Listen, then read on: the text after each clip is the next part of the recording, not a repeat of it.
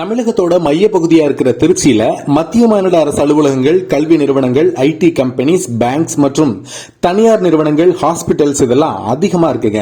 இங்க வர்ற வாடிக்கையாளர்கள் எல்லாம் அவங்களோட வாகனத்தை ரோட்டை ஆக்கிரமிச்சு குறுக்கு நெருக்கமா நிறுத்தி வச்சிருக்காங்க. இதன் காரணமா காலையிலயும் சாயங்கால நேரத்திலையும் வேலைக்கு போற ஊழியர்கள், பள்ளி செல்லும் மாணவ மாணவிகள் கடும் போக்குவரத்து நெரிசல்ல சிக்கி திணறி வராங்க. இப்ப வாகன பெருக்கம் நாளுக்கு நாள் அதிகரிச்சுட்டே இருக்கிறதுனால போக்குவரத்துக்கு பெரும் சவாலா இருக்கு. இப்படி விதிமுறைகளை மீறி நிறுத்தப்படுற வாகனங்கள் மேல போக்குவரத்து காவலர்கள் என்னதான் நடவடிக்கை எடுத்திருந்தாலும் சிலர் திருந்தின பாடு இல்ல. தொடர்ந்து இந்த தவறை திரும்ப திரும்ப செஞ்சுக்கிட்டே இருக்காங்க.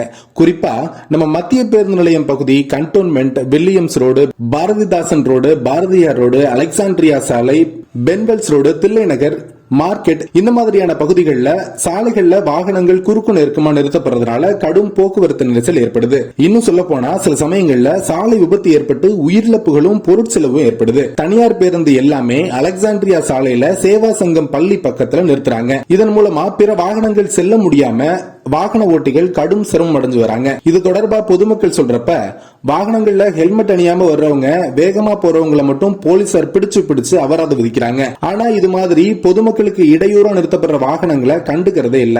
அதனால இது குறித்து வருங்காலங்கள்ல நடவடிக்கை எடுக்கணும். இது மட்டும் இல்லாம மத்திய பேருந்து நிலையம் பக்கத்துல வேகத்தடை, பொதுமக்கள் சாலையை கடந்து செல்றதுக்கு ஜிப்ரா கிராசிங் இது மாதிரி அமைச்சு கொடுத்தா மேலும் உதவிகரமா இருக்கும்.